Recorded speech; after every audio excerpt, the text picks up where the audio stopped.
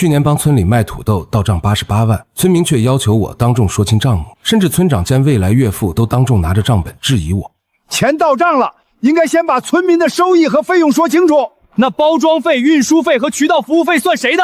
那是你自愿出的，跟我们有什么关系？行，88万全给你们，以后你们的土豆自己卖。第二年，600万斤土豆烂在地里长了芽，村长当众道歉，承认判断失误。可接下来我递给他的一张账单，却让他当场愣住。为了帮我们蜗牛村的土豆打开销路，我跑了很多趟，也说了不少好话。包装设计我找同学做的，运输车队我拿自己的信誉担保的，销售渠道是我一趟趟拜访市场，一份份样品送出来的。从600万斤滞销的土豆山，到如今账户里实打实的88万现金，我总算没辜负乡亲们的期望。然而刚到村口，就见村长李大山走在最前面，脸色阴沉的像要下雨，他身后跟着几十个村民，情绪激动的围在村口讨说法。陈阳，听说钱到账了？刚到88万。我以为会看到一张张笑脸，但我只看到了质疑和不甘。李大山拿着账本走到我面前，语气很冲。他看我的眼神一直不像只是在看一个卖土豆的年轻人，更像是在看一笔他认为早该还清的旧账。这土豆是我们辛辛苦苦种的，钱应该先把中间费用和收益说清楚，不能让大家糊里糊涂。对，账可以后面再核，钱必须先转到村里账户，那是我们全村人的辛苦钱。你一个年轻人，凭什么不把账说清楚？我愣住了，大脑有那么一瞬间是空白的。我看着这些熟悉的面孔，心里一下凉了半截。李村长，账不是这么算的，光是包装袋和纸箱就花了2万多，找车队运出去，运费3万。渠道拓展、样品扫送和市场对接接待又花了1万5，这些钱都是我先垫付的，这些费用算谁的？那是你自愿出的，跟我们有什么关系？我们只认卖土豆的钱，88万，一分都不能少，赶紧把钱拿出来！王二叔情绪激动地走到车前，抬手示意我先别走，声音一下压过人群，现场一度有些混乱。今天不把话说清楚，大家心里都过不去。几十个村民围在村口，七嘴八舌地要求我把账说清楚，现场一度有些混乱，空气仿佛都凝固了。我看着车前盖上留下的轻微痕迹，听着耳边嘈杂的质疑，心里最后一点热乎气也冷了下来。我抬起头，以他李大山的目光点了点头。行，88万是吗？李大山以为我服软了，脸上露出得意的笑。对，88万，现在立刻马上转到村里的账户上。他把一个账号递到我面前，语气里满是强硬。我看着他，也看着他身后那些情绪激动的村民，他们急切的眼神里只剩下对到账金额的关注。我突然觉得很没意思。我掏出手机，当着所有人的面开始操作。李大山和村民们紧紧盯着我的屏幕，生怕我耍什么花样。我能听到他们粗重的呼吸声，还有人紧张的吞咽着口水。88万，钱到账了，88万啊！今年总算能松口气了。这笔钱对村里来说是一笔重要的集体收入，也足以让很多被情绪带偏的人把平日里的信任暂时抛到一边。好了，88万，一分不少，都给你们了。张三婶和王二叔他们围在车旁开心地议论着，有些人甚至喜极而泣。李大山看着我，脸上的得意变成了压不住的得意。算你愿意配合。他把账本往我面前一递，语气里带着几分居高临下。以后把账目提前说清楚，别再让大家误会。我没说话，只是静静地看着他们，看着他们过度兴奋地庆祝着这笔到账款，仿佛刚刚在村口要求我说清账目的不是他们，仿佛刚刚把信任放到一边的也不是他们。我收起手机，转身拉开车门。陈阳，你要去哪儿？回家。哦，对了，以后你们蜗牛村的土豆自己卖。说完，我踩下油门，汽车发出一声轰鸣，绝尘而去，欢呼声戛然而止。我能从后视镜里看到他们一张张错愕的脸。李大山站在原地，脸色由红转青，他似乎没明白我这句话的真正含义，或者说他根本不在乎。在他眼里，我只是个工具，一个会卖土豆的工具。既然能卖一次，就能卖第二次。他根本不相信我敢撂挑子。车开出很远，我的手机响了，是女朋友，也就是李大山闺女打来的。怎么样了？告诉大家这个好消息了吗？我突然意识到，只要李大山还站在他身后，这段感情就不可能绕开今天这场误解。我们分手吧。电话那头是长久的安静，然后是带着哭腔的质问。为什么？陈阳到底发生什么了？你是不是不爱我了？因为你爸是李大山。我只说了这一句就挂断了电话，然后关机。我没有回县城的出租屋，而是调转车头开向了另一条路。副驾驶上有一个小小的账本，那上面密密麻麻地记录着我这3个多月垫付的所有开销，65321块，还有那份3年供销合同，我没有当场拿出来。不是忘了，而是想看看他们究竟会不会把合作当回事。我没打算跟他们要，这笔钱就当是我陈阳为生我养我的蜗牛村给过去那段乡情画上的句号。天色渐渐暗了下来，我的车停在了隔壁红枫村的村委会大院里。其实陈书记早就联系过我，只是我一直顾念蜗牛村的情分，没有答应。今晚车停进红枫村的院子，不是临时投奔，而是我终于决定把合作交给愿意按规则办事的人。红枫村的陈书记亲自给我泡了一杯热茶。陈阳，你可是我们十里八乡的名人啊！蜗牛村的事我听说了，说实话，李大山那事办得太不地道。陈书记，您找我来不是为了跟我说这个吧？跟聪明人说话就是省劲儿。他递给我一份文件，我们红枫村也有500万斤土豆，我们也想请你帮我们卖出去。我看着他没说话。我们知道你受了委屈，所以我们绝不会让你白干。我们商量好了，给你开2个条件：第一，我们村委会以官方名义聘请你为红枫村的农业销售总顾问；第二，不管土豆最终卖了多少钱，我们只要60%，剩下的40%全都归你。包装、质检、运输协调、渠道维护和售后沟通这些成本由你自己负责。他的眼神真诚而热切。我们只有一个要求，跟我们签一份独家收购合同。我看着桌上那份已经盖好红章的合同，又想起了蜗牛村那一张张被误导后的质疑眼神，想起了李大山拿着账本质问我的样子，想起了那场围车讨说法的混乱。我拿起笔，在合同上签下了自己的名字。陈书记看到我签字，激动地站了起来，握住我的手。陈阳，以后我们就是一家人了。陈书记，我想加一个条款。什么条款？你随便说。我要求这份合同的期限是10年。陈书记愣住了，他看着我的眼睛，似乎想从里面看出什么。我平静地与他对视，许久，他重重地点了点头。好，就10年。第二天，一辆崭新的黑色 SUV 停在了红枫村的村委会门口。我把面包车连同那段被质疑的过去一起留在了过去。红枫村的村民用最热烈的掌声欢迎我。陈书记当着所有人的面将一份聘书交到我手里。我看着台下那一双双充满希望和信任的眼睛，我知道这里才是我新的开始。而对于蜗牛村来说，他们错过的后果也从这一刻开始显现。我听说李大山拿着那88万给村里每户人家都分了钱，家家户户都跟过年一样。他还当众宣布，我明年还会继续帮他们卖土豆，而且价格会更高。整个蜗牛村都沉浸在一种对分款的短暂兴奋之中，暂时没有人在追问后续合作怎么继续。直到第2年土豆丰收的季节，这时红枫村的土豆长势喜人，各大饱满，品相极佳。因为提前1年签好了销售渠道，价格也比去年高出30%。包装车间里激起轰鸣，村民们脸上洋溢着丰收的喜悦。我站在田埂上，看着一车车的土豆被运走，心里一片平静。陈书记递给我一瓶水。陈阳，多亏了你呀！今年咱们村人均增收起码2万块，是大家种的好。我们正聊着，我的新助理小王跑了过来。陈总，蜗牛村的李村长来了，说想见您。他来干什么？先请他到旁边等一下。不，让他进来，我倒想看看他要说什么。几分钟后，李大山出现在我面前。1年不见，他好像老了10岁，头发白了大半，脸上满是褶子，眼神里全是焦虑和恐慌。他身上那件名牌夹克也沾满了泥土。看到我，他愣了一下，似乎不敢相信眼前这个穿着得体、指挥若定的年轻人，还是去年那个被他们围在村口质问的年轻人。陈阳，去把咱们今年的销售报表拿过来。小王应声而去，我这才回头看向李大山，淡淡的问：李村长，有事吗？李大山搓着手，脸上挤出一个比哭还难看的笑容。陈阳，你还在生我们的气呀？去年的事儿是我们不对，我们糊涂啊！我看着他不说话，他见我没反应，急了。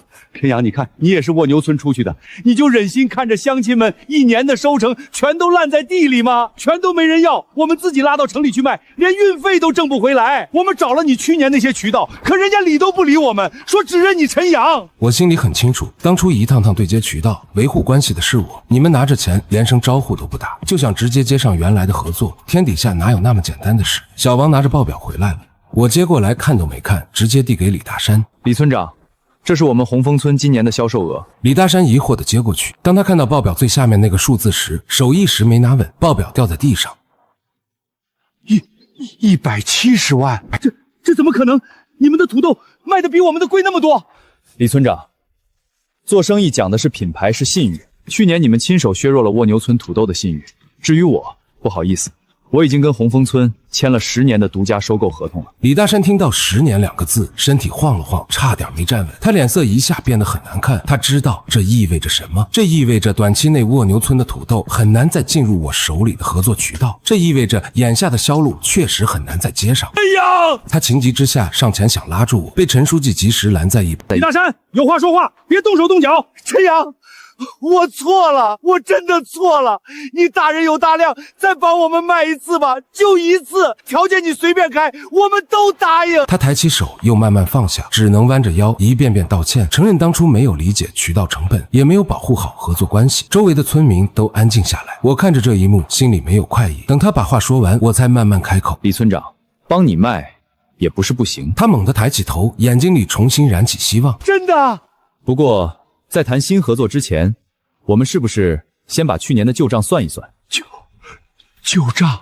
我从口袋里掏出那个珍藏了1年的小账本，翻开递到他面前。这是我去年为蜗牛村垫付的所有费用明细：包装费23500，运输费31800，渠道服务费10021，总计65321块。另外，当时交通换工和后续沟通产生的实际费用也需要一起核算吧。他的嘴唇开始哆嗦，一个字都说不出来。周围的空气仿佛都凝固了，所有人都看着我们，他们可能以为这就是全部旧账了，可他们不知道合作中断后的责任还需要继续核算。我从助理小王手里接过另一份文件，那是一张打印出来的账单，我把它轻轻地放在了那个小小的账本之上，递到了李大山的面前。李村长，这才是今天需要共同确认的责任清单。他拿起那张纸，只看了一眼就僵在原地，随后他脸色发白，身体晃了一下，身边几个村民赶紧扶住了他。村长，您先坐下，别着急。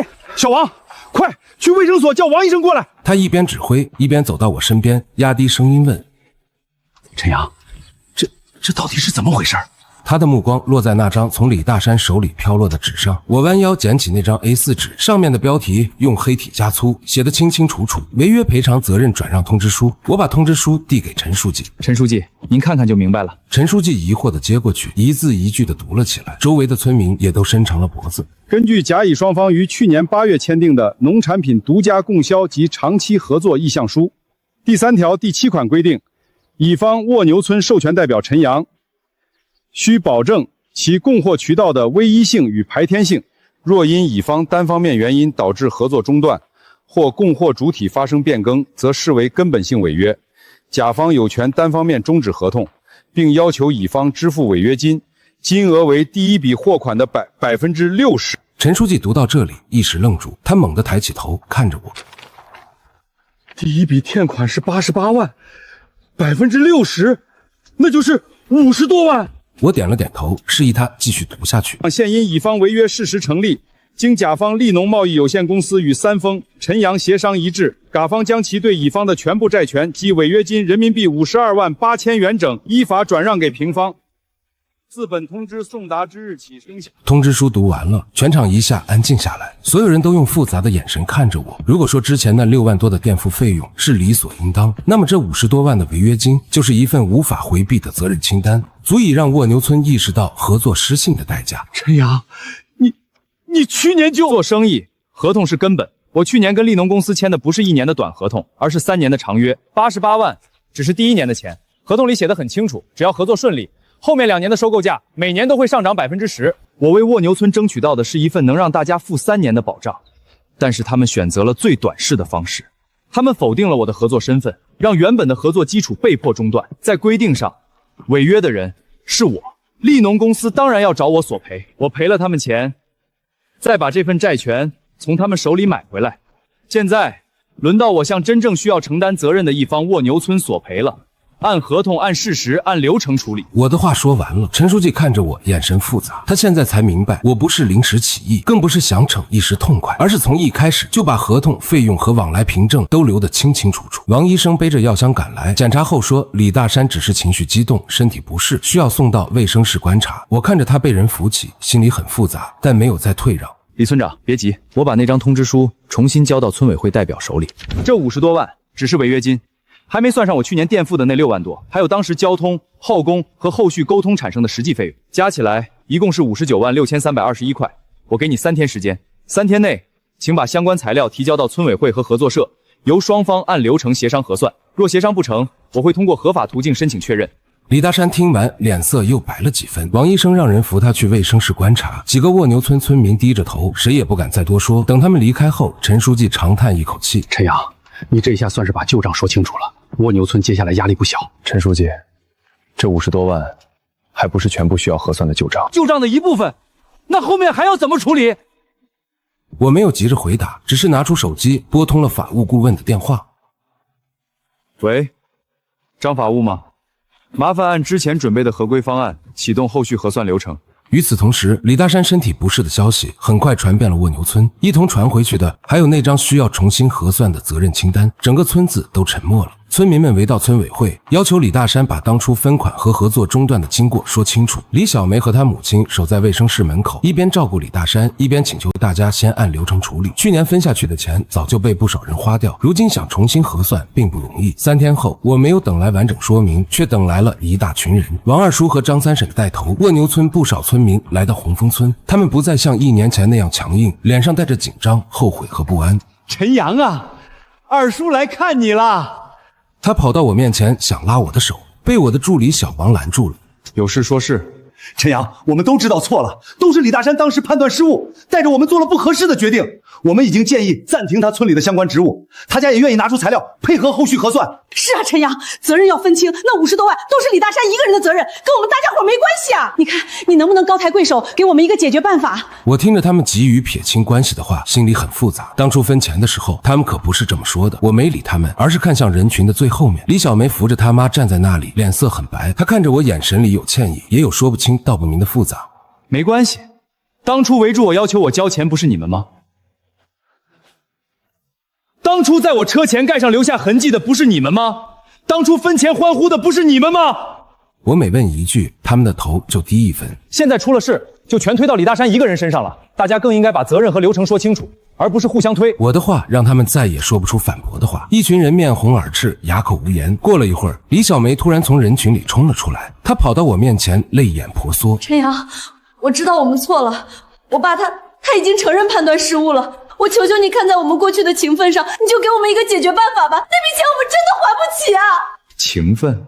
李小梅，你爸带着全村人围住我车的时候，你在哪儿？他们要求我交出所有钱的时候，你在哪儿？你但凡为我说过一句话，今天我也不会把话说得这么清楚。我的话让他沉默了，他看着我，一时说不出一句话。他当时也许不知道该怎么做，但现在再谈情分，已经无法回避当初的事实。我不再继续追问，而是对着所有蜗牛村的村民说：想要解决办法，切远也不是美。所有人的眼睛瞬间亮了，他们像抓住了最后一根救命稻草。陈阳，你说，我们都听你的，只要能免了那笔债，让我们干什么都行。我看着他们一张张充满渴望的脸，笑了。很简单。我指了指他们身后那一片片荒废的土地，土地上堆满了已经发芽、腐烂的土豆，散发着阵阵恶臭。这些已经发芽、无法进入鲜食渠道的土豆，我按资源化处理价格收走。村民们先是一愣，随即脸上露出惊喜的表情。发芽土豆也能减少损失，这已经是眼下少有的出路。这个数，1毛钱一斤？不，1分钱一斤。刚刚浮起的惊喜很快又沉了下去。1分钱这个价格和鲜食渠道比起来差得太远，他们一时难以接受。有人想争辩，但看到大家都沉默着，又把话咽了回去。而且所有的土豆必须由你们自己亲手挖出来，装上车，然后送到我的新工厂。新工厂？对，我的有机肥加工厂。这些发芽土豆可以作为有机肥原料，至少能减少一部分损失。我的话在蜗牛村村民的人群中传开，有机肥加工厂用已经发芽、无法进入鲜食渠道的土豆做原料，这个结果让很多人心里不是滋味。辛苦1年的收成没有走上原本的销售渠道，只能通过资源化处理减少损失。可眼下，这已经是最稳妥的止损办法。你这也太低了！先别吵，现在先把问题解决。陈阳，别跟他一般见识，1分钱就1分钱，我们卖。只要能有个解决路径，我们愿意配合。他的态度代表了大多数人的心声。眼下最重要的是把损失降到最低，并尽快恢复生产。我看着他们，淡淡的说：我没说要免了你们的债。什么？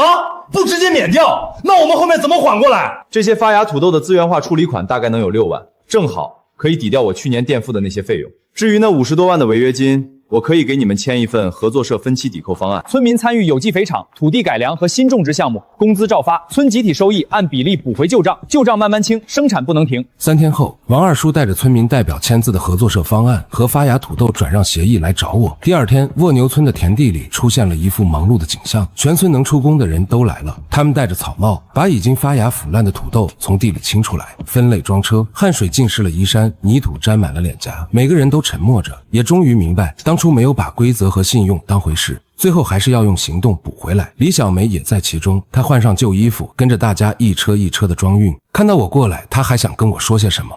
有事吗？陈阳，这样处理旧账，你心里真的好受吗？让大家这样低头，你真的觉得值得吗？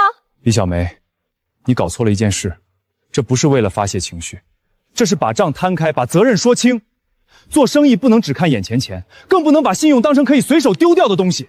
去年没有把规则当回事，今年就要面对市场给出的结果。他被我的话说得沉默下来，站在原地久久没有开口。我不再继续争辩，发动了汽车，车子从他身边缓缓驶过。我从后视镜里看到他蹲在地上抱头痛哭。我没有再多说，因为我知道后续的合作方案还需要一步步推进。蜗牛村的发芽土豆一车一车的被运到我的有机肥工厂，一切都在按照前期制定的合作方案有条不紊的进行着。1周后，第一批有机肥成功下线。就在这时，一辆黑色商务车停在了我的工厂门口，车上下来一个穿着职业套裙、气质干练的女人，她戴着墨镜，径直向我走来。陈总，你好，我是汇丰投资的赵雅。赵总，你好。赵雅看了看我身后热火朝天的工厂，又看了看远处正在调整的蜗牛村，嘴角勾起一抹微笑。陈总，好手段，用600万斤烂土豆就盘活了一个新项目，还顺便解决了一笔坏账。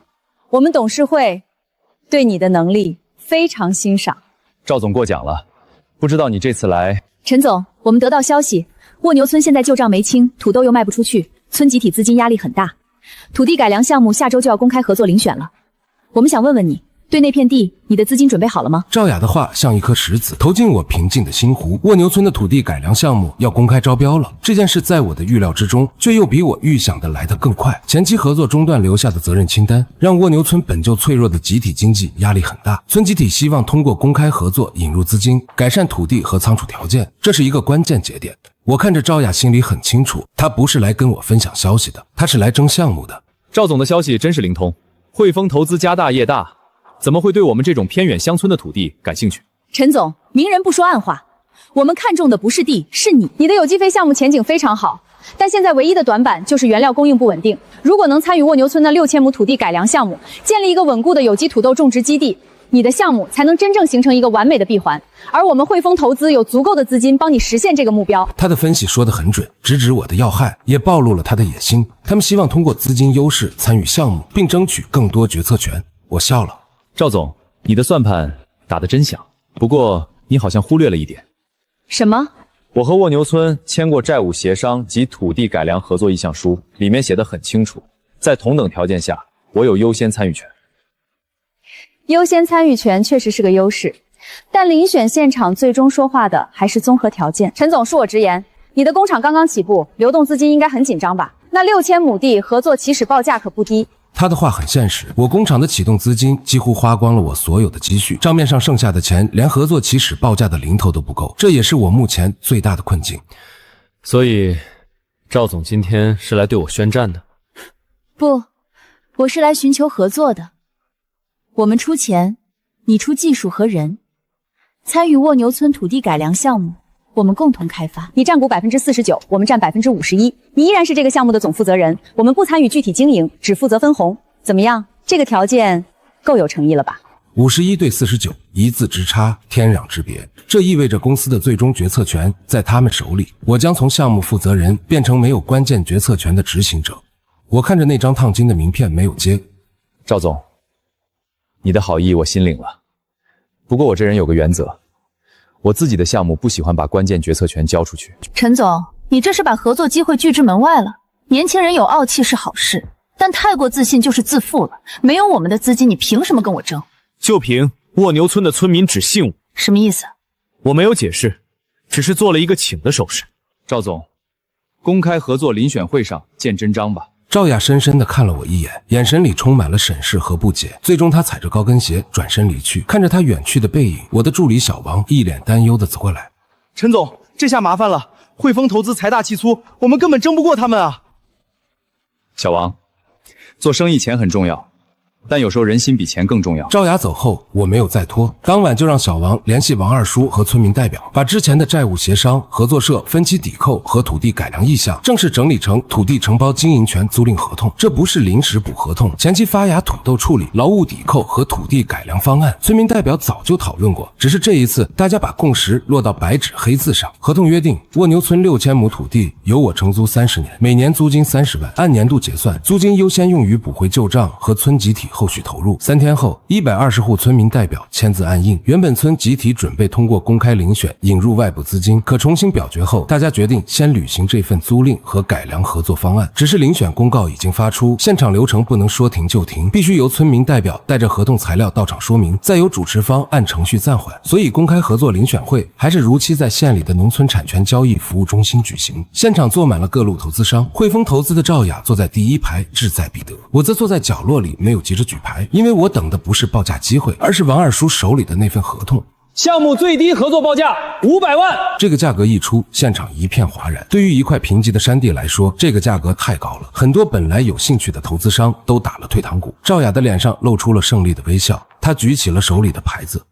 510万。他一开口就加了10万，摆明了是要用资金优势压过所有对手。全场一片寂静，没有人敢跟他竞争。主持人开始确认流程。510万，第一次确认；510万，第二次确认。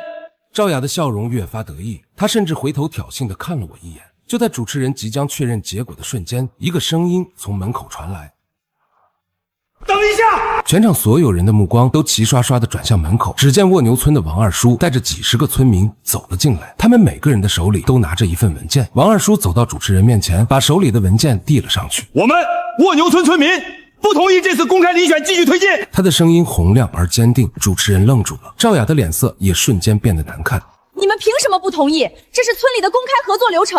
就凭这块地我们已经租出去了。他说着，将一份合同的复印件展示给所有人看，标题清清楚楚：土地承包经营权租赁合同，承租方写着一个所有人都意想不到的名字，是我陈阳。合同的落款日期是3天前，租赁期限是30年，租金是每年30万，按年度结算。这份合同一亮出来，整个大厅瞬间安静下来，所有人都愣住了。赵雅的脸色从自信变得难看，她猛地站起来，指着王二叔：不可能！这绝对有问题！你们为了影响招标，临时补合同，我会通过合法渠道申请核验。赵总，饭可以乱吃，话可不能乱说。这份合同白纸黑字，还有我们全村120户村民的亲笔签名和红手印，我们是在公开遴选公告出来之前就已经签好的。我们把土地租给陈阳，用租金来补回前期损失，这叫以租金抵扣前期损失。流程上有村民代表签字，也会接受相关部门核验。不信你可以去查。赵雅被他一番话说的一时沉默，他显然没有想到，这些刚刚和陈阳重新建立合作的村民，为什么会在最关键的时刻站出来支持他。他紧紧看着我，仿佛要从我这里找到答案。我从角落里缓缓站起身，走到他面前。赵总，我跟你过，有时候人心比钱更重要。蜗牛村的村民对我有怨气，但他们更清楚，一旦把土地完全交给外部投资方，他们在项目里的话语权会越来越少。我会让他们用劳动参与合作，用收益慢慢补回旧账，也会让他们看到希望。而你们的方案只把土地当成一个单项收益项目，在严格合作和失去主动权之间，他们选择了还能参与建设，还能看到收益的方案。我的话把这场合作分歧最核心的矛盾摊开了。赵雅脸色变得很难看，她不是输在钱上，而是误判了村民真实需要的东西。她以为资金优势足以左右所有选择，却忘了对这些刚刚吃过亏的农民来说，能参与、能劳动、能看到长期收益，比一次性把土地交出去更重要。最终公开合作遴选会因为这份租赁合同的出现，按程序暂缓。赵雅带着她的团队离开了。离开前，她深深地看了我一眼，那眼神里有不甘，也有重新评估。送走了蜗牛村的村民，陈书记把我拉到一边，满脸钦佩：陈阳，你这一手合规协商确实稳，我算是服了。陈书记，这不是计谋，这只是一个选择。我给了蜗牛村一个选择的机会，是继续互相消耗，错过下一次发展机会，还是选择重新合作，用长期项目把过去的损失慢慢补回来。幸运的是，他们这一次做出了更稳妥的选择。不过你和汇丰投资产生了分歧，以后的路怕是不好走啊。我们也会按流程应对，他们有资金，我们有地有人，真要正面竞争起来，谁输谁赢还不一定。我心里也清楚，接下来不管是土地项目、仓储调度，还是责任说明，都不能被拆成几件散事处理，必须放进同一套公开核查和合规流程里。接下来的日子，我全身心地投入到了蜗牛村的土地改造项目中。我请来了省农科院的专家，对6000亩土地进行全面的勘测和规划，根据土质和水源条件划分出不同的种植区域，有的种土豆，有的种玉米，有的种经济价值更高的中草药。我还从银行申请了一笔低息的农业发展贷款，购买了先进的灌溉设备和农用机械。整个蜗牛村变成了一个热火朝天的大工地。村民们虽然一开始仍有顾虑，但在看到实实在在的投入变成一台台崭新的机器，一根根铺设好的管道时，他们的眼神也渐渐发生了变化，从沉默到惊奇，再到期待。他们开始意识到，我不是在开玩笑，我是真的要带他们干一番大事业，而他们每个人都是这个宏伟计划的一部分，一切似乎都在向好的方向发展。然而就在我的第一批有机土豆即将播种的时候，外部阻力很快换了一个形式，真正的考验也随之找上了门。这个考验不是来自田里，也不是来自种树，而是来自土豆丰收前最后一道关口，那就是仓储。从播种到出苗，从田间管理到病虫防控，蜗牛村这第一季有机土豆走得很稳，正规种树出芽整齐，育苗大棚运行顺利。李小梅带着育苗组每天巡棚记录，王二叔带着村民按分区浇水、除草、巡田。村民们以前最怕开会，现在却主动问小王什么时候更新田块数据，因为他们终于明白，表格不是摆设，编号不是麻烦，记录清楚了，心里才踏实。陈阳，你看这苗式比咱们以前种的强多了，以前都是凭经验看个大概，现在每块田长啥样，手机上一点就有。我家老头子昨天还说呢，过去觉得你弄那些编号麻烦，现在才知道哪块地浇过水，哪块地施过肥，一清二楚，不容易乱。这只是第一步，后面采收、分级、暂存、运输都要接上。前面记录断了，后面卖货就没有底气。小梅说的对，土豆不是从地里挖出来就算完成，真正决定价格的是后面的分级、仓储、订单和信用。那时候大家还没真正听懂这句话，村民们只看见田里的苗越来越壮，看见叶片一层层铺开，看见第一批测产样本挖出来时，土豆个头均匀，表皮干净，品相比往年好了很多。他们以为最难的一关已经过去，直到测产会那天，小王拿着手机冲进田里，脸色比之前任何一次都难看。陈总，出事了，慢慢说。周边3家大型冷链仓的主要仓位都被汇丰投资提前长期预定了。啥？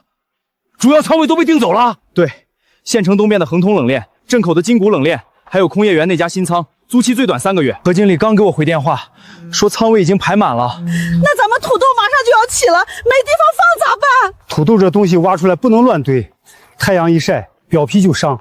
雨一捂更麻烦，去年烂土豆那味儿，我到现在还记着呢。刚刚还围着测产样本笑的村民，脸上的喜气一下散了，田埂上安静下来，连风吹过叶片的声音都变得刺耳。土豆已经长出来了，订单也在谈，偏偏仓储周转突然紧张。这个时候出问题，比播种前出问题更让人心慌，因为希望已经摆在眼前，谁都不想再看着它毁掉。陈阳，你不是早就联系过冷链仓吗？主要仓位咋还能被人订走？我们之前谈的是临时周转仓位，还没到正式签约。对方这次直接包仓，价格给的高，用期又长，冷链仓那边就优先给了他们。这个时间点也太巧了吧？没人回答，但所有人心里都明白，能在这个节点提前预定主要仓位的人，不可能不知道蜗牛村马上采收。也就在这个时候，田边传来汽车刹车声，一辆黑色商务车停在路口。赵雅踩着高跟鞋走下来，身后跟着2个助理。他没有像上次那样带种属供应商，而是拿着一份厚厚的冷链合作方案。陈总，看来你已经收到消息了。赵总动作挺快，不是我快，是市场不等人。你能种出来，说明你有技术，可你能不能存得住，能不能按时发出去，就是另一回事了。赵总，周边冷链仓是不是你租的？王村长，做生意讲的是先到先得。冷链仓公开出租，我们按市场价租下有什么问题？可你把仓全租了，我们咋办？我今天来就是给你们解决办法的。他把合同递到我面前，语气不急不慢，像早就算准了这一刻。汇丰投资可以开放冷链仓位，保证蜗牛村这批土豆顺利采收、预冷、暂存和外运，条件也不复杂，销售端30%利润归我们。另外，汇丰投资重新进入项目决策层，30%利润还要进决策层？王村长，你们可以嫌多，但土豆不会等人，3天后大面积采收就要开始，仓储跟不上，损耗1天1个样，到时候损失的可不是我。陈总，要不先答应吧，少挣一点，总比烂在地里强。去年那一地烂土豆，咱们可经不起第2次了。陈阳，我不是不信你，可主要仓位都被人提前订走了，咱们要是没有周转方案，能扛住吗？同样的摇摆再次出现在村民脸上，只是这一次他们不是贪便宜，而是真的害怕。他们好不容易按规则种出了一季好土豆，谁也不想因为最后一个环节出事。赵雅看着他们的反应，嘴角微微扬起。陈总，我早说过，乡村产业不能只靠情怀和人心，资源、资金、仓储、渠道，每一样都要钱。你可以不喜欢被资本控制，但你不能否认资本能解决问题。赵总，你解决的不是问题，是拿问题换控制权。企业提供服务可以谈，价格也可以谈，但仓储服务不能和项目决策权捆绑。更不能在村民最着急的时候临时改变合作条件。那就看你怎么选，要么合作，要么你们自己承担仓储压力，没有稳定周转，土豆损耗会很快增加。3天后见。陈阳，到了这个时候还继续坚持，可不是自信，是拿全村人的销成赌气。我从来不拿村民的销成赌气，我只是不喜欢被人用短板要挟。我没有签那份合同，也没有继续争辩。赵雅深深看了我一眼，似乎想从我脸上看出慌乱，可她什么也没看出来，只能带着助理离开。她一走，田边就炸了锅。陈阳，你跟我二叔交个底，你到底有没有办法？咱们现在已经不是赌气的时候了，土豆在地里一天一天长着，收不收咋收，往哪儿放都得有章程啊！陈阳，你是不是早有安排？李小梅看着我，她没有像村民那样急着追问，只是把手里的测产记录攥得很紧。经过前面的育苗风波，她已经明白我不会在关键节点无缘无故沉默。小王，通知王二叔、张三婶、老周，还有育苗组和采收组代表，下午去村西头救粮站。救粮站？看仓。陈阳，你别吓我，那地方都荒了多少年了，屋顶漏雨，墙皮脱落，老鼠都不稀得呆，你拿它当仓？现在不行，3天后就行。没人信，尤其是当大家站在救粮站门口时，连小王都沉默了一下。锈迹斑斑的大铁门被推开，里面一股陈旧潮气扑出来，墙角堆着破木板，屋顶有几处明显水痕，地面虽然是硬化的，却落满灰。村民们绕着粮站走了一圈，脸色一个比一个沉。陈阳，这地方真能放土豆？这要赶上雨天，屋顶一漏，土豆不得全捂坏？要不还是找赵雅谈谈吧，3成利润是多，可总比没仓强。我没有解释，只把一卷图纸摊在旧桌子上。图纸上不是传统冷库，而是一套分级暂存仓改造方案，通风区、预冷区、分拣区、装车缓冲区、加工原料区，每个位置都标得清清楚楚。我们不做高耗能大冷链，我们做分级暂存仓。啥叫分级暂存仓？简单说，不把所有土豆都当成一种货。精品鲜食走短期预冷，2级鲜食走商超和社区团购，小规格土豆走加工，破皮土豆走淀粉线和饲料线，剩余边角破料进有机非原料。每一类土豆都有去处，就不用把全部货都塞进冷库。可土豆不进冷库，能放得住吗？土豆采收后最怕暴晒、雨淋、闷堆和混集。我们要做的是夜间采收、田边预冷、通风暂存、快速分级，按订单排车。真正需要低温冷链的，只是一部分高端鲜食货，不是全部。而且我们前期田块记录完整，可以按田块成熟度分批采收，不用一天把所有土豆全挖出来。红枫村那边也有2个移动预冷点可以调过来，虽然不是大型冷链仓，但能解决田边降温和短暂周转。王二叔低头看着图纸，还是不太放心。陈阳，这么大的事儿，你啥时候准备的？从拿下6000亩土地那天开始，我就知道仓储一定会成为周转难点。赵雅能想到的，我也能想到，只是不到最后不用亮出来。那你咋不早说？害得我们心都快跳出来了。早说了，大家就会觉得有退路。现在让你们亲眼看看，是为了让大家知道，产业不是靠一间冷枪撑起来的，是靠每一个环节接起来的。当天下午，孙工带着设备公司的人进场，救粮站的大门被拆开，屋顶漏点重新修补，墙角杂物全部清走，地面冲洗消毒。通风设备、移动风机、温湿度记录仪、分拣传送带一样一样被运进来。红枫村的2台移动预冷设备也连夜调到蜗牛村，原本像废墟一样的救粮站，忽然变成了一个热火朝天的工地。陈总，屋顶漏点今晚能处理完，通风系统明天上午试运行，分拣台和换注区明天下午可以接货，温湿度计时器必须联网，数据同步到合作社售台。没问题。分级标识牌我来做，精品鲜食、1级鲜食、加工级、淀粉级、修复原料，颜色分开，村民一看就懂。我负责车牌、田块编号和出入库记录，每一车进仓都拍照上传。那我们干啥？你负责组织村民培训，每个组只做一件事儿。采收组只管按标准起货，分拣组只管分级，装车组只管重量和车速，谁也别乱插手。行，这回咱按规矩干。第2天上午，赵雅来了，她站在救粮站门口，看着里面忙碌的人群，眼神里先是惊讶，随后变成冷笑。陈总，我听说你准备拿救粮站当仓库，没想到还真动工了。赵总来看热闹，我是来提醒你，农产品不是靠几台风狮和几张分级牌就能保鲜的，没有成熟的周转体系，你这批土豆的损耗很快增加。你租下冷链仓，就一定有货进仓吗？至少我有仓，仓只是一个箱子，没有订单，没有分级，没有批次记录，仓越大，烧钱越快。那我倒要看看，你这个救粮站怎么赢我的冷链仓？他说完转身就走，语气里还是那股熟悉的强势。他没有变好，也没有退让，他仍然认定资源能压住一切。只是他不知道，我等的从来不是一个仓，而是一套完整的调度链。第3天凌晨4点，蜗牛村第一批土豆正式采收。天还没亮，田边已经亮起一排临时照明灯，采收机缓缓开进1号田。村民们戴着手套站在分拣台两侧，每一块田边都立着编号牌，牌子上写着田块编号、品种批次、预计成熟度和采收负责人。1号田第一车，车牌尾号378，采收时间4点20，王二叔签字，签。这一车大个绿高，表皮完整，进精品鲜食区，破皮的单独挑出来，别混。小个头的咋办？放加工级，小个头不是坏货，做空气炸锅小土豆刚好合适。以前我们都是一股脑装袋，难怪人家压价。原来货没分清，价钱也上不去。第一车土豆运进旧粮站时，很多村民都屏住了呼吸，大家以为会乱、会堵、会没人知道往哪放。可车刚到门口，小王扫码录入，李小梅核对田块编号，分拣组按标识分流，装车组称重登记。整个过程没有想象中的混乱，反而顺得让人意外。精品鲜食1号区满3成，加工级2号区满2成，淀粉级还没到1成。停！通知2号田暂缓半天采收，先把1号田精品货装车发走。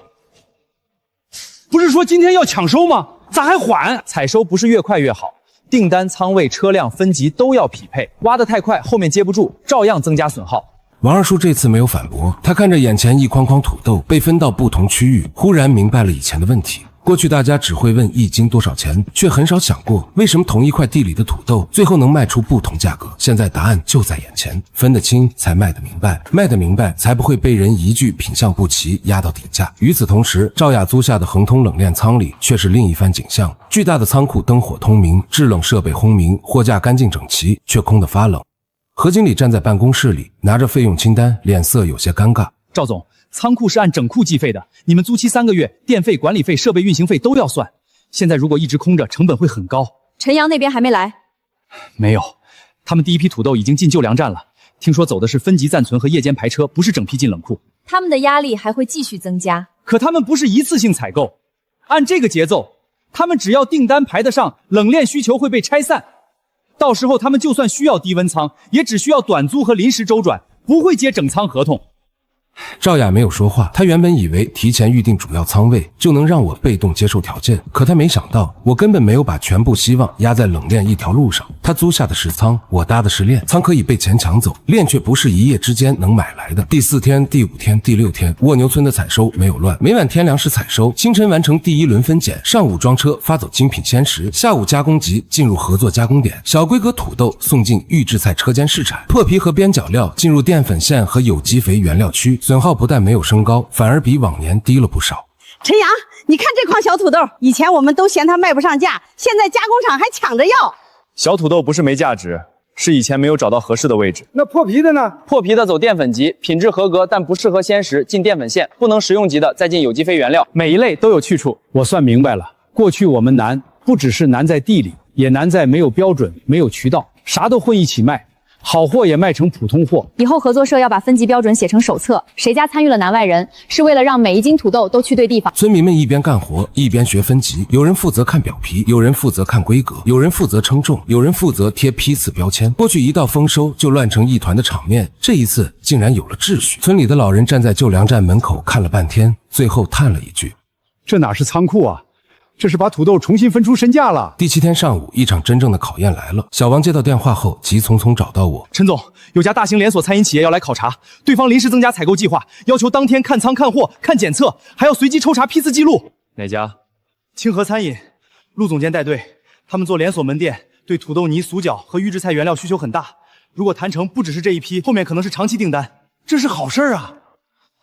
好是好，可赵雅也知道消息了。他已经带人去了恒通冷链仓，说他们能提供更标准的大型冷链仓储。我并不意外，真正的大客户看重的不只是价格，也不只是仓库照片，他们要的是稳定供应、清晰分级和可追溯资料。赵雅有冷链仓，自然不会错过这个机会。只是这一次，他要面对的不再是一个散乱的村庄，而是一个已经运转起来的产业链。上午10点，陆总监带着考察团队来到蜗牛村。他30多岁，穿着深色夹克，说话直接，手里一直拿着一份验收清单。赵雅也到了，身后跟着何经理和2个冷链仓工作人员。陈总、赵总，我们今天时间有限，先说要求：第一，规格稳定；第二，检测完整；第三，每一批货能追溯到田块；第四，仓储和运输要能保证连续供应，谁能满足，我们就跟谁谈。陆总监，我们汇丰投资已经租下周边最标准的大型冷链仓，恒温、分区、装卸埋台、冷链车辆都齐全。只要你们下单，我们可以马上安排入库和配送。仓储条件我们会看，但我更关心货源和批次。货源可以整合，蜗牛村的货如果愿意进仓，我们可以统一管理。陆总监，我们这边可以直接看填块档案、暂存仓和分级现场。那就先看现场。赵雅脸色微微一沉，他原本想把考察团队带去冷链仓，让标准仓库先占印象分。可陆总监显然不是只看硬件的人，他要看的是货从哪里来，怎么分，怎么存，怎么发。第一站是填块。李小梅打开平板，调出1号田到10号田的采收记录。这是种主批次，这是播种日期，这是田间巡查记录。这一栏是农科院专家建议的水肥调整记录。这一栏是采收时间和负责人签字。每一车货离田前都有照片。随机点一车，可以。陆总监随手点了3号田第2车，小王立刻调出对应照片、重量、分级结果和暂存区位置。工作人员到旧粮站核对，果然在2号通风区找到了那批货，带身标签、填块编号、入库时间全部一致。继续看分级。分级台前，张三婶和几个村民正在分拣，他们动作不算快，却很认真。大规格鲜食土豆放进蓝筐，中等规格放进绿筐，小规格放进黄筐，破皮和机械商单独放进灰筐。每一筐满了，就有人称重贴码。这个小规格为什么没有降成残差？因为它药皮完整，干物质稳定，适合做空气炸锅小土豆和薯角。它不适合精品鲜食，但适合加工。我们不是简单按大小定价值，而是按用途分级。这个思路对，餐饮端最怕的是批次不稳，大不一定最好，稳定才最重要。赵雅站在旁边，脸色已经没有刚来时那么从容。她有冷链仓，却拿不出这些填块记录；她有资金，却没有这些村民一筐一筐分出来的数据。她终于意识到，大客户要的不是一座仓库，而是一套能让人放心下单的系统。陆总监，分级现场可以后续完善，大型订单还是要依托标准冷链仓，否则很难长期稳定。赵总说的没错，部分高端鲜食货确实需要标准冷链，但不是所有货都需要整仓冷藏。我们会根据订单结构安排仓储方式，精品鲜食走短期预冷和冷链运输，加工级走通风暂存和快速加工，小规格按预制菜订单当天调拨。你们能保证连续供应吗？能。我们不是一次性抢收，而是按成熟度分批采收。红枫村和蜗牛村的移动预冷点可以互相调度，旧粮站承担分级暂存，后续需要标准冷链的部分可以公开竞价采购服务。公开竞价？对，冷链服务可以采购，但不能绑定决策权。谁价格合理、服务稳定、数据透明就用谁。赵雅的眼神沉了下来，这句话等于当着陆总监和村民的面，把他原本的控股条件彻底堵死。他可以提供仓储服务，但不能再用仓储资源换走项目决策权。旁白考察团队最后来到旧粮站，这里已经和几天前完全不同。屋顶补好了，地面干净，通风设备平稳运行，墙上挂着5级分流图，精品鲜食、1级鲜食、加工级、淀粉级、有机肥原料5个区域清清楚楚，每一区都有温湿度记录和出入库登记。这套系统是谁设计的？我们团队和孙工一起做的。原则很简单，不让好货被混低价，也不让普通货被浪费。损耗率多少？目前综合损耗比去年村里传统堆放低很多，具体数据在这里，按填块和等级分别统计。如果我们今天下第一批订单，多久能发？精品鲜食2小时内装车，加工级下午能到合作加工点。你们可以先随机抽检，再决定批量。不用等下午，第一批我们先要30吨，精品鲜食10吨，加工级20吨，后续根据门店反馈签季度框架。这句话落下，旧粮站里所有村民都愣住了。王二叔反应最快，眼眶一下红了。陆总监，您真要了！我看中的不是便宜，是你们这套记录和分级。对我们餐饮企业来说，能稳定复购比临时低价更重要。陈阳成了，咱们真成了！欢呼声终于响起，可这一次没有人再像1年前那样只盯着钱数，他们欢呼的是自己亲手做出来的标准，是从田里到仓里一环一环接起来的底气。李小梅站在分级台旁，悄悄擦了一下眼角。她知道这份订单里也有她一页页记录，一筐筐核对的努力。赵雅没有鼓掌，她站在人群外，看着陆总监和我握手，脸色说不上难看，也说不上服气，更多的是一种被现实逼出来的沉默。陈阳，这次你赢了。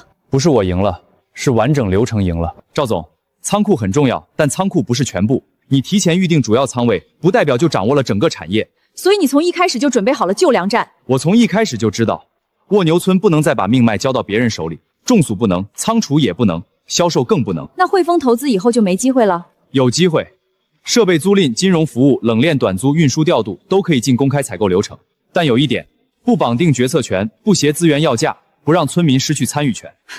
你这是把汇丰投资当普通服务商？在蜗牛村，所有企业都一样，谁服务好，谁价格透明，谁就有机会；谁想用资源要挟合作社，谁就没有机会。赵雅沉默了很久，最后把那份带着30%利润和决策权条款的合同收了回去。他没有道歉，也没有突然变成朋友，他只是第一次清楚地看见陈阳搭起来的不是一个靠个人勤奋撑着的小项目，而是一套公开、透明、可核验的规则。这样的规则不会因为他有钱就让路。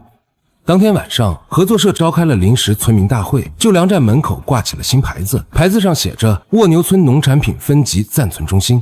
灯光下，村民们围坐在一起，桌上摆着第一批订单合同、分级记录、检测报告和出库单。今天这件事儿，二叔必须说两句。以前咱们总觉得谁手里有仓，谁手里有钱，谁说话就算数。现在我明白了，真正说话算数的是规矩，是记录，是咱们自己把活干扎实。还有分级，以前我总嫌麻烦，现在才知道不分级，好土豆也卖不上好价。我也得认个错，刚开始陈阳说拿救粮站当仓，我心里是真不信。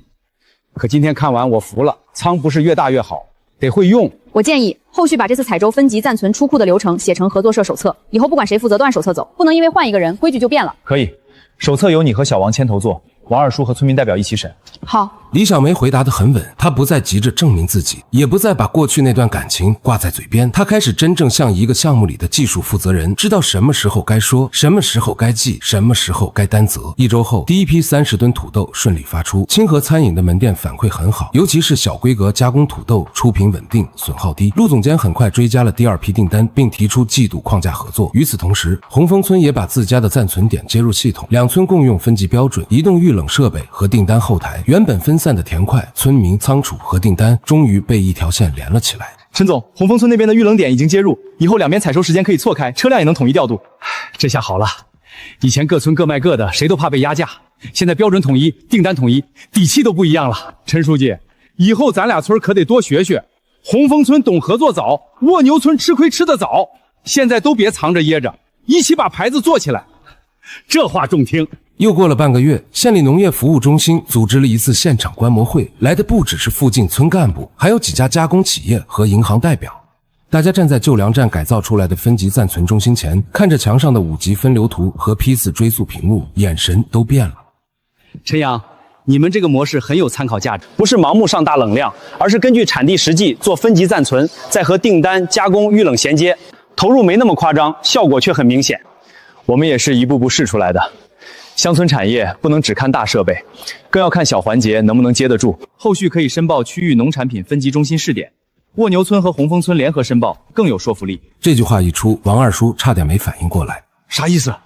咱们这救粮站还能申报试点？哈哈哈，老王，这就叫把废地方用活了。以前这地方漏雨长草，现在成了试点中心，谁能想到啊？村民们笑了，那笑里没有暴富的浮夸，也没有一夜翻身的虚火，更多的是一种终于把日子抓在手里的踏实。月底，合作社第一次公开结算会在分级中心举行，大屏幕上清清楚楚列着几项数据：精品鲜食销售额、加工级销售额、淀粉级回收额、有机肥原料抵扣额、村民劳务工资旧账抵扣进度、下一阶段再投入金额。每一项后面都有对应凭证和负责人签字。大家都看清楚了吧？今年不是谁一句话说挣了多少，而是每一笔都能查。我家那天分拣工资也在上面，一天没少。旧账抵扣也写得明白，不像以前一摊糊涂账。下个月开始，每月固定一次公开说明会，谁有疑问当场问，谁想查自己参与的记录，可以提前登记。我站在人群后面，看着大屏幕上的数字，又看着村民们认真核对的样子，心里忽然很安静。1年前，他们也是这样围在一起，那时他们围着我的车，要我交出88万。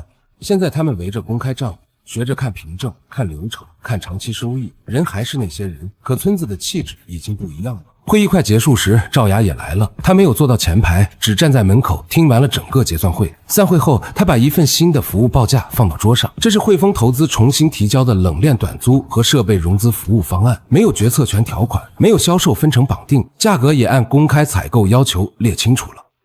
陈阳，这咋办？按流程收下。和其他服务商一起比价，合适就合作，不合适就不用。陈阳，你还真是一点面子都不给。赵总，在合作社里，面子不能代替规则。我明白了。他说完这句，没有再多说。他仍然是汇丰投资的赵雅，精明强势，会算账。不同的是，他终于知道，在蜗牛村这套新规则里，谁都不能越过村民，谁也不能拿资源压住项目命脉。他没有变成好人，只是被规则逼着按照规则来。秋收结束那天，蜗牛村和红枫村联合挂上了新牌子：蜗牛村红枫村区域农产品分级中心。牌子不算豪华，甚至还有点朴素，可村民们站在下面拍照时，笑得比任何一次分款都真。陈阳，从卖土豆到种土豆，再到现在建分级中心，你这盘棋下得够远。不是棋，是教训。去年蜗牛村用1季烂土豆明白了信用，今年我们用1座旧粮站明白了产业。那以后呢？以后继续按规则走，种植要有标准，仓储要有记录，订单要有凭证，分红要公开。只要这4样不乱，村子就不会再被谁一句话带偏。还有技术培训，明年我想组织年轻人轮岗，育苗、田管、分级、仓储、直播和订单后台都学一遍。村里不能只靠你一个人，也不能只靠我，要让更多人懂。这个提议好。夕阳落在田野上，收完土豆的土地安静下来。远处冷链车、普通货车和加工厂的小货车排成一列，沿着新修的路慢慢开出去。车身上贴着同一个标识：蜗牛村有机土豆。那一刻，很多村民才真正明白，真正的产业能力不是抢资源，也不是靠谁一时让利，而是把生产、仓储、订单、分级和信用一环一环连成闭环。1年之前，600万斤土豆烂在地里，蜗牛村的人低着头来求一条出路。1年之后，同样是土豆，他们学会了看合同、看检测、看分级、看账目，也学会了不再把希望交给某一个仓库、某一个老板、某一句承诺。乡亲们，今天这批货发出去，不代表我们已经成功了，它只代表我们终于走在了一条对的路上。以后这条路，靠我一个人走不远，要靠大家一起守规矩、守质量、守信用。陈阳，你放心，这一次蜗牛村不会再把规矩当麻烦，也不会再只看眼前那点便宜，更不会让没有记录、没有标准、没有底线的合作毁掉大家的辛苦。我看着他们点了点头，风从田野吹过，带着泥土和新鲜土豆的味道。旧粮站的灯亮着，分级中心的牌子也亮着，那不是一夜暴富的光，而是一个村庄重新学会按规则生活、靠劳动致富的光。而蜗牛村真正的翻身，也从这一刻才算稳稳落了地。